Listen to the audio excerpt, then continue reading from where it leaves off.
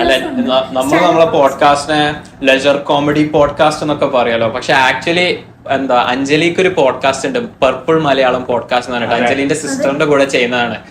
അപ്പോ ഈ പോഡ്കാസ്റ്റ് എന്ന് പറഞ്ഞാൽ ആക്ച്വലി ഫണ്ണിയാണ്. നമ്മളെ പോഡ്കാസ്റ്റിൽ എപ്പോഴും നമ്മൾ സ്റ്റോറീസ് ആണ് പറയാറ്, നമ്മളുടെ ലൈഫിലെ ഫണ്ണി സ്റ്റോറീസ് ആണ് പറയാറ്. ഇവരങ്ങനെയല്ല, ഇവരൊരു ടോപ്പിക് അങ്ങ് ചൂസ് ചെയ്തിട്ട് ഇങ്ങനെ ഇംപ്രൂവൈസ് ചെയ്തിട്ട് ഇവരിങ്ങനെ ഫണ്ണി. ഞാൻ എപ്പോഴും പറയാറുണ്ട് സെമീറിനോട്, ഈ പെൺകുട്ടികൾ കൺസിസ്റ്റന്റ് ആയി ചെയ്താൽ നമ്മൾ എവിടോ എത്തിപ്പോകുന്നു, കാരണം ഇവര് അത്രയും ഗ്രോ ആകുന്നു. ഞങ്ങൾക്ക് അത് പറ്റാറില്ല. മെയിൻ ആയിട്ട് കൺസിസ്റ്റൻസി ഞങ്ങൾ വിചാരിക്കുന്നത്, ഞങ്ങൾ വീട്ടിലുള്ളപ്പോഴും 1-2 എപ്പിസോഡൊക്കെ നമ്മൾ എടുത്തിട്ടുണ്ട്. പക്ഷെ അത് നമുക്കൊരു എക്സ്പെക്ടേഷൻ മീറ്റ് ചെയ്തിട്ട് നമ്മൾ ഇടാത്തതാ. വെച്ചിട്ടുണ്ടെങ്കിൽ നമ്മൾ വിചാരിക്കും ഇപ്പൊ ചെയ്തില്ലെങ്കിലും വേണ്ടില്ല, ഈ പോഡ്കാസ്റ്റ് ഒക്കെ ഓരോന്നും ചെയ്യുമ്പോൾ അത് വൃത്തിയുള്ളത് ചെയ്യണം എന്നുള്ള രീതിയിൽ നമ്മള് ഹോൾട്ട് ചെയ്ത് വെച്ചിരിക്കുന്നതാണ്. അതല്ല അഞ്ജലി, കൊച്ചിയിൽ മറ്റേ പോഡ്കാസ്റ്റ് ഒക്കെ ചെയ്യാനുള്ള സ്റ്റുഡിയോസ് ഒക്കെ അല്ലേ?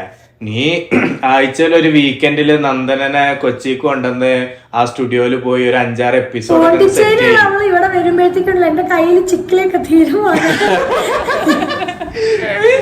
പക്ഷെ ഞാൻ പറയാലോ, നിങ്ങൾക്ക് ഗ്രോ ചെയ്യാൻ ഭയങ്കര പൊട്ടൻഷ്യൽ ഉണ്ട്. നാച്ചുറലി ഫണ്ണിയാണ്, നിങ്ങളെ കെമിസ്ട്രി അടിപൊളിയാണ്. തോന്നിയിട്ടുള്ള കാര്യം എന്താ വെച്ചാൽ, ഇപ്പൊ ഞാൻ പോഡ്കാസ്റ്റ് മാത്രമേ ചെയ്യുന്നുള്ളെങ്കിൽ ഞാൻ ചിലപ്പോ ഈ എന്താ പറയാ ഭയങ്കരമായ റിസ്ക് എടുത്തിട്ട് ഈ പോഡ്കാസ്റ്റിനെ കണ്ടിന്യൂ ചെയ്തേനായിരുന്നു. പക്ഷെ അതിന്റെ ഇടയ്ക്ക് ഈ 5-6 കാര്യങ്ങൾ ചെയ്യാൻ പോയപ്പോ അതാണ് ഇപ്പൊ stand up comedy, modelling, podcast, social media influencer, work, പഠിത്തം എല്ലാം കൂടെ നടക്കില്ല. അപ്പോ ഞാനിപ്പോ മോഡലിംഗിലാണ് കുറച്ചും കൂടി ഒരു ഇമ്പോർട്ടൻസ്. കാരണം modelling is only the thing that paying me right now. നമ്മൾ കഞ്ഞി കുടിക്കാനുള്ളത് എന്തിലാണോ അതിലേക്കാണല്ലോ കോൺസെൻട്രേറ്റ് ചെയ്യേണ്ടത്. അപ്പൊ പേയ്മെന്റ് അല്ല, എനിക്ക് podcast is like our hobby.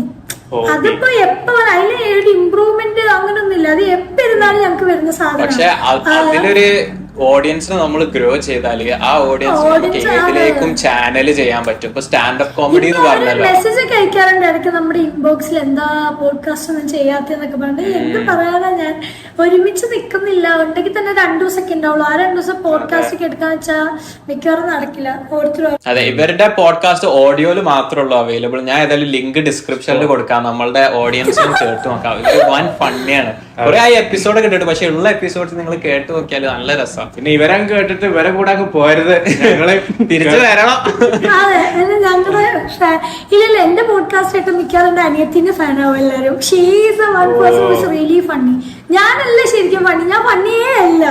എന്റെ ഫണ്ണി എന്ന് പറഞ്ഞ പേഴ്സൺ ശരിക്കും പ്രാക്ടീസ് ചെയ്യുന്നതാണോ? എളിമയല്ല.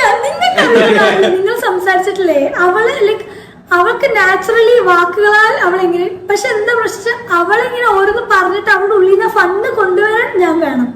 അങ്ങനെ അവിടെ വായുന്നത് വീഴ്ത്തണമെങ്കിൽ ഞാൻ ചോറണ്ടണം, അതേ ഉള്ളൂ.